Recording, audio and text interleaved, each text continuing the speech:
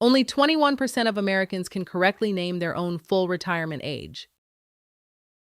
21%, which means roughly 4 out of 5 people plan around a date they invented. Maya found that statistic on a Tuesday, 3 weeks before her 50th birthday. She was not looking for it, she was looking for a dentist.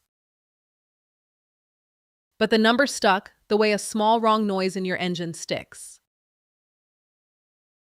So she did something almost nobody does at 49 years and 11 months old. She printed a blank calendar covering the next 23 years of her life. Then she started marking the birthdays that actually changed something. Not the parties, the birthdays where a law quietly switches on or off. By the time she finished, she had marked 10 of them. 10 specific ages between 50 and 73 where the rules of her money change. Some open a door, some close one permanently, 2 of them do both. And one of them, the 6th, does not appear on a single retirement checklist. Nothing happens on that birthday. That is exactly why it costs people the most. Here is what makes this different from every retirement video already sitting in the feed. Most of them treat these ages as trivia, a list of numbers to memorize. They are not trivia. They are deadlines with a price attached. Miss age 55 by 1 calendar year, and a withdrawal costs you 10%. Miss age 63 entirely, and Medicare gets overpaid for a full 12 months. Miss age 73, and the penalty starts at 25% of the amount skipped. None of those are investing mistakes. A perfect portfolio can still lose on all 3. They are calendar mistakes, and calendar mistakes are the only kind you cannot fix later. You can rebalance a bad allocation. You cannot relive your 63rd year.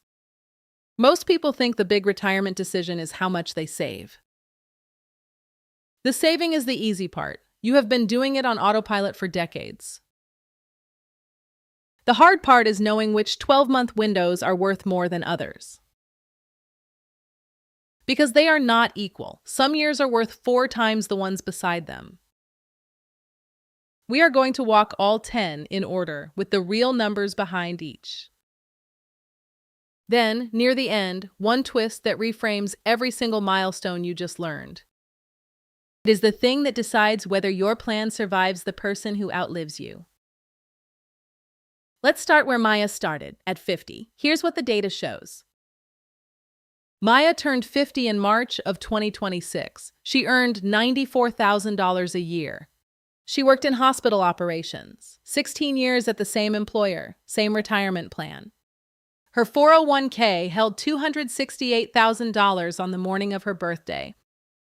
Now meet Renee. Renee turned 50 in April of the same year, 1 month later. Renee also earned $94,000, also hospital operations, different building, same city. Renee's 401k held $268,000 too, same number, same day. They are not friends. They have never met. That is the point of this comparison. 2 women, same age, same income, same balance, same 23 years ahead of them. Let's keep this fair. Neither one is lazy. Neither one is a genius investor. Both contribute to the same index funds. Both average 7% a year. Both plan to stop working at 63. Both expect to live to 90. Renee does what almost everyone does. She contributes $18,000 a year. That is 19% of her salary. By any normal standard, she is doing well. She never misses a paycheck deferral. She never panic sells. She never checks the balance. Maya does one additional thing. She reads the rule that applies to her current age. One rule, once a year, on her birthday. That is the entire difference. It takes her about 40 minutes annually, roughly 15 hours across 23 years. 15 hours of reading, spread across 2 decades, against a lifetime of the same job. Before we start, 3 things almost everyone believes about this list are wrong. First, most people think these ages only matter if you are already wealthy. The opposite is true. The smaller your balance, the more each deadline is worth proportionally. Second, most people believe a financial advisor would have flagged all of these. Some do, but 4 of these 10 sit outside what most advisory relationships even cover. Third, most people assume the plan administrator will notify them when a limit changes. They are not required to, and in practice, the notice arrives as a footnote nobody opens.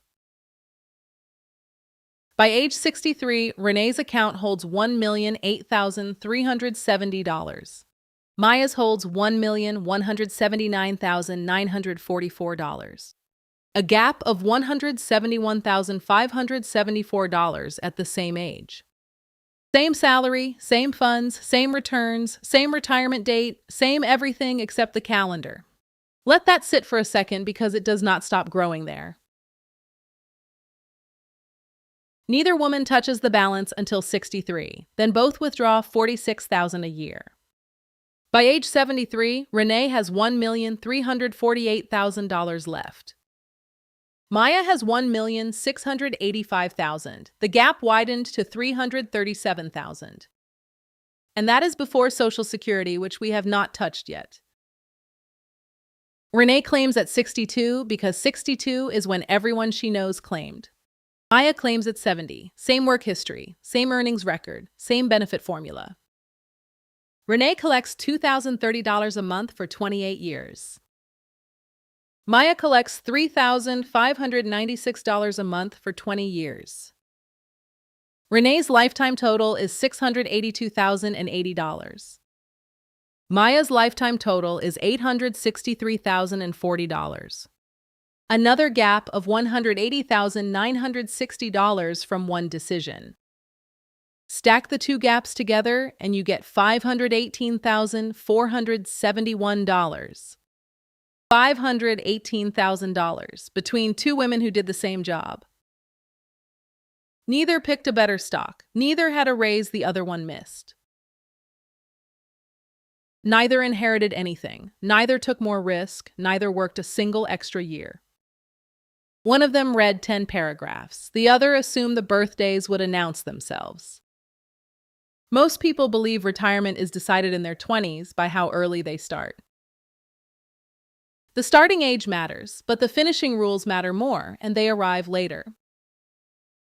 Here's what nobody tells you about the last 23 years of a working life. That stretch contains more legally binding deadlines than the first 30 years combined. And every one of them is public information, printed, free, and almost never read. So let's read them. 10 milestones in order, starting with the one Maya hit first. Milestone 1, age 50. The government hands you a raise and never mentions it.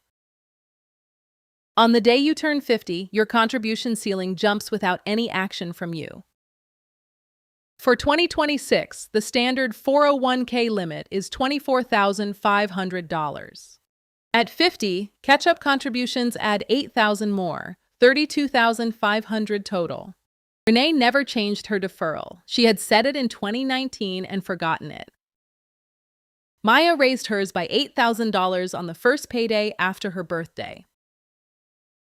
She did not have $8,000 spare dollars. She reduced her taxable income instead. At her bracket, $8,000 deferred cost her about $6,000 in take-home pay. $6,000 a year, roughly $500 a month, one car payment, redirected. She did that every year from 50 to 59, 10 years of $8,000.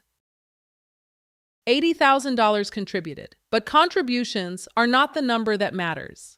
Those extra dollars sat in the market for 13 more years after the last one landed. By age 73, that single deferral change was worth $266,000. One slider, moved once, on a Tuesday afternoon, $266,000. Most people hear catch-up contributions and think it sounds like a consolation prize. It is not a consolation prize. It is the single largest legal expansion of your account. And it lasts 23 years, from 50 until the day you stop contributing entirely. There is a second half of Milestone 1 that gets even less attention. Your individual retirement account limit also rises at 50 by $1,100. Smaller number, but it is a separate account with a separate ceiling and separate growth. Maya funded both. Renee funded only the workplace plan because that was the automatic one. Here's what nobody tells you. Automatic is the most expensive setting in personal finance. Automatic is excellent for saving. It is terrible for anything that changes with your age. One more note for 2026. Higher earners must now make catch-up contributions as Roth. That is not a penalty. It is a tax timing change, and for many people it helps. Run the numbers. If you are over 50 and have not raised your deferral, that is Milestone 1. Milestone 2, age 55. This one has a trapdoor built into it. Meet Camille. Camille was 55, earned $88,000, and had been laid off. She needed income immediately. Her 401k held $410,000. There is a rule that would have solved this cleanly. It is called the Rule of 55. If you leave your employer in the year you turn 55 or later, one door opens. You can withdraw from that employer's plan with no 10% early penalty at all. Camille qualified perfectly. 55, separated from service, money sitting in the plan. Then someone told her to roll the 401k into an individual retirement account. It sounded like housekeeping, lower fees, more fun choices, everything in one place. She signed it, the money moved, and the rule of 55 vanished the same day. Rollover accounts are not covered. Individual retirement accounts follow the 59.5 rule instead. Camille withdrew $42,000 a year for 3.5 years anyway. $147,000 withdrawn. $14,700 in pure penalty. $14,700 for signing a form nobody explained to her. Here's what nobody tells you. The rollover is almost always the right move at 60. It is only wrong in one narrow window, between 55 and 59.5. 4.5 years wide. If you separate inside it, leave the money where it is. Age 55 carries a second, quieter change that has nothing to do with your job. Health savings accounts add a $1,000 catch-up at 55 as well, which is worth noting because Milestone 7 will tell you exactly when to stop. Camille eventually recovered. She found work at 58 and stopped the withdrawals entirely. But the $14,700 never came back. Penalties do not refund. Most people believe the mistake was the withdrawal. The mistake was the paperwork before it. Camille learned that at 59. The window had already closed behind her. Milestones 3 and 4 sit almost on top of each other, 59.5, then 60. At 59.5, every early withdrawal penalty in your accounts disappears. Not reduced, gone, 401k, individual retirement account, everything unlocks on the same half birthday. Most people treat this as permission to spend. Maya treated it as permission to convert. Because at 60, something happens that most plans never bother to tell their employees. From 60 to 63, your catch-up limit rises again, not to $8,000, to $11,250. It is called the super catch-up. It exists for exactly 4 years of your life. At 64, it reverts. You do not get those 4 years back in any form. Renee turned 60 and kept deferring $18,000. She never saw the notice. Maya raised hers to $29,250 for ages 60, 61, and 62. $3,250 extra dollars a year for 3 working years before retirement. By 73, that quiet adjustment was worth $26,500. Small compared to Milestone 1, but it required 40 seconds and one drop-down menu. Most people skip this one because it feels too small to matter. It compounds anyway. Milestone 5, age 62, the most expensive birthday in the American retirement system. 62 is the earliest you can claim Social Security. It is also permanent. Claim at 62 and your monthly benefit is cut by 30% for life. Not for a year, not until full retirement age, for every remaining month of life. Renee's full retirement benefit would have been $2,900 monthly. She claimed at 62 instead and locked in $2,030. $870 a month gone, $10,440 a year. Then the second half of Milestone 5 arrived, and Renee had not read about it. She kept working part-time, $58,000 a year in consulting income. Before full retirement age, Social Security applies an earnings test to that income. For 2026, the limit is $24,480. Above it, they withhold $1 of benefits for every $2 you earn. Renee earned $33,520 over the limit that year. $16,760 of her benefits were withheld that same year. She had taken a permanent 30% cut to collect money she did not receive. The withheld money does come back later, as a higher check after full retirement age. But the 30% reduction never comes back. That part is permanent regardless. Roughly half of all new retirees claim before their full retirement age every single year. They are not all wrong. For some people, claiming at 62 is the correct answer. If your health is poor or you have no other income, early is often right. Let's keep this fair. The error is not claiming early. The error is claiming by default. Renee never ran the comparison. She claimed because 62 was the first available date. Maya ran it on a single sheet of paper, and it took her 20 minutes.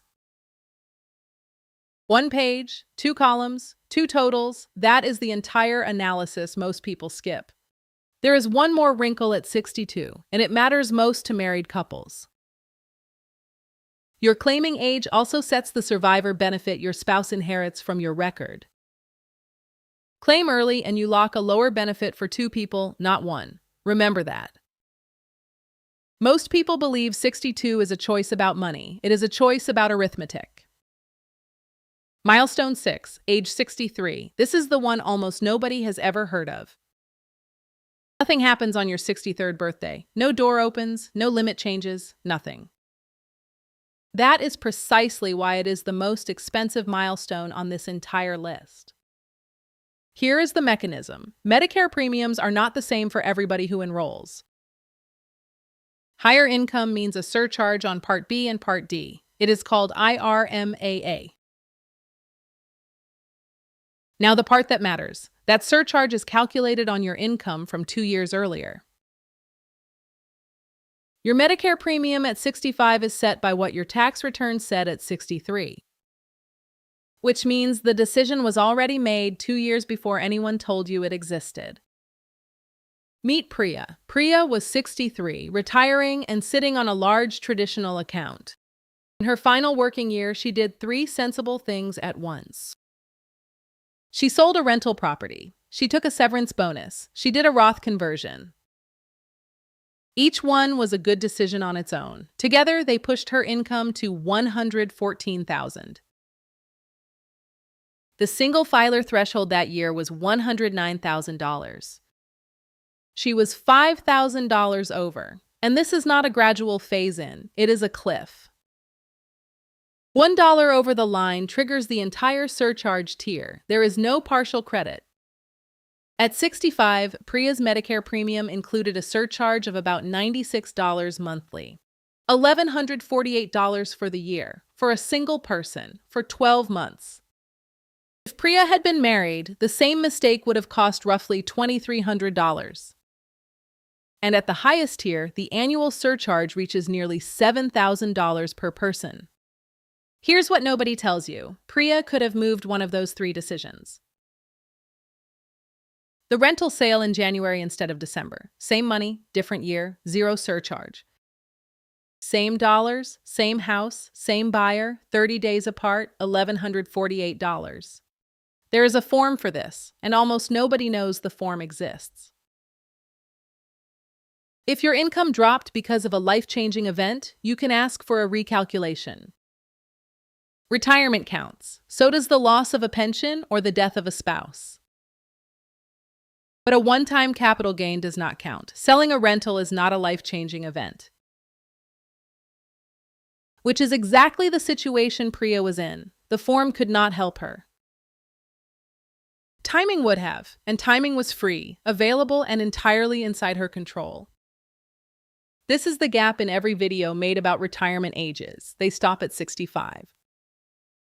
They list what unlocks. Almost none of them list what your income 2 years ago already decided. Run the numbers on your 63rd year specifically, not your 65th, your 63rd. That is milestone 6, a year in which nothing happens, deciding something 2 years away. Most people plan the year they retire. Almost nobody plans the year before it.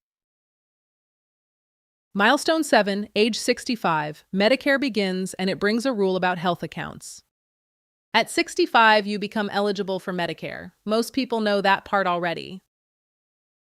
Here is the part that catches people. Health savings account contributions must stop before enrolling. And not on the day you enroll. Medicare Part A backdates coverage 6 full months. So contributions in those 6 months become excess contributions, and excess contributions get penalized.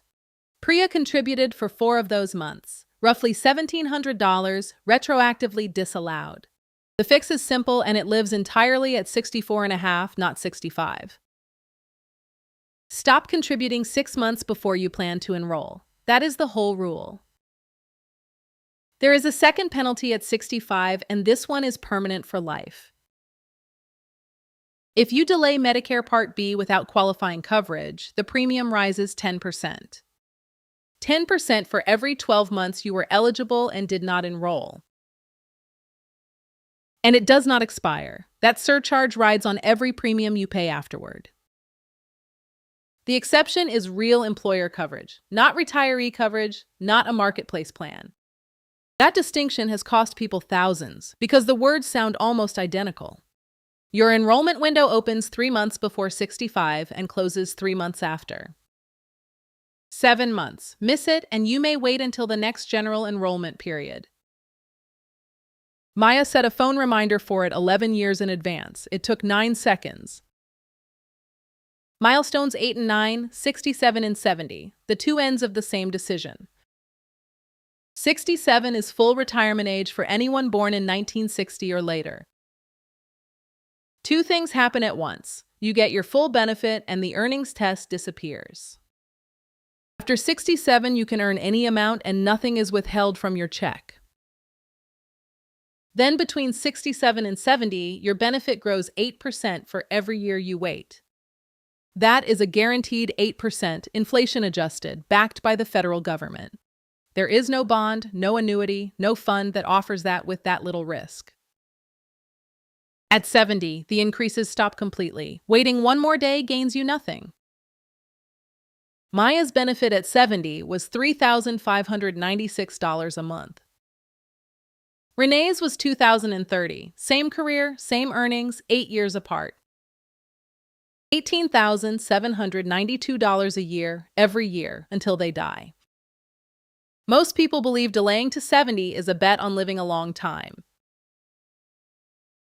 It is not a bet, it is insurance, and the two work in opposite directions. A bet pays off if you are right, insurance pays off if you are wrong. The risk delaying protects against is living far longer than your money does. That is the one risk you cannot diversify, hedge, or invest your way around. Maya was not predicting her lifespan. She was buying the largest inflation-adjusted floor available. The break-even point falls at about age 72 and 4 months. Both women expected 90. 18 more years past break-even. Run the numbers. That is not a close call. Milestone 10, age 73. This is the one where the choice stops being yours. At 73, required minimum distributions begin. The government sets the withdrawal amount. Renee's first required distribution was about $50,870. Maya's was $63,600, larger because her account was larger. That sounds like the larger account lost. It did not, and this is where most people misread it. Maya had spent 10 years converting portions of her traditional account into Roth accounts. She did that between 63 and 72, in the years her income was lowest. No paycheck, no Social Security yet, no required distributions yet, the cheapest tax years available. Every dollar she converted at 12% will never be taxed at 24%. And the penalty for missing a required distribution starts at 25% of the shortfall. 25%, not of the tax owed, of the amount you failed to withdraw. On a $50,000 distribution, forgetting the deadline costs about $12,500. There is one more thing about 73 that catches almost everyone off guard. Required distributions stack on top of Social Security and can push you into a surcharge tier. Which means Milestone 6 is not a one-time event. It repeats every year after 73. Your income at 73 sets your premium at 75, and so on, permanently. That is why Maya spent 10 years shrinking the account that generates the required distribution. Roth accounts have no required distributions during your lifetime. None. That is the entire point. That is 10 milestones. 50, 55, 59.5, 60, 62. 63, 65, 67, 70, and 73. 23 years, 10 deadlines. Before you dismiss the rest of this, hear this because it changes all 10. Every milestone we just walked through has the same hidden assumption baked into it. Every threshold, every bracket, every Medicare tier, all of them assume two filers. Renee was married. Her husband Victor was 3 years older and in good health. Together, they collected 2 Social Security checks and drew from 2 retirement accounts. Their taxable income sat comfortably inside the married 12% bracket every year. Then Victor died at 78, and here is what happened to the arithmetic. Renee lost the smaller of the 2 Social Security checks. That is how survivor benefits work. She keeps the larger one. Her household income fell by about $14,000 a year. $14,000 less income, but her tax brackets were cut in half the same year. The married 12% bracket ends at $100,800. The single filer 12% bracket ends at $50,400. Exactly half. Her income dropped 16%. Her bracket dropped 50%. Her federal tax bill went up by roughly $3,800 in the first year. Same house, same groceries, same insurance, less income, and a larger tax bill. Across 22 years, that single structural change costs roughly $84,000.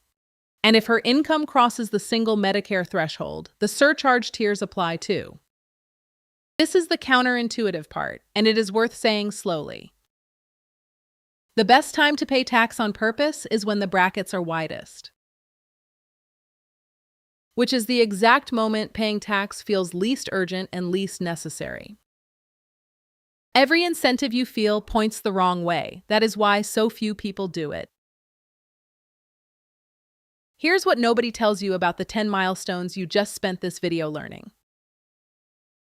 Every milestone on that list was built for 2 people. The tax code eventually plans for 1. Which reframes Milestone 6 completely, and every conversion decision that sits beside it. Every dollar a couple converts to Roth while both are alive is converted at married brackets. Every dollar left behind gets converted or distributed at single brackets later. Maya converted $340,000 across her gap years while married brackets applied. Renee converted nothing because nobody told her the brackets had an expiration date. They do. The expiration date is the day one of you stops filing jointly. Most people plan for the retirement they expect. Almost nobody plans for the survivor.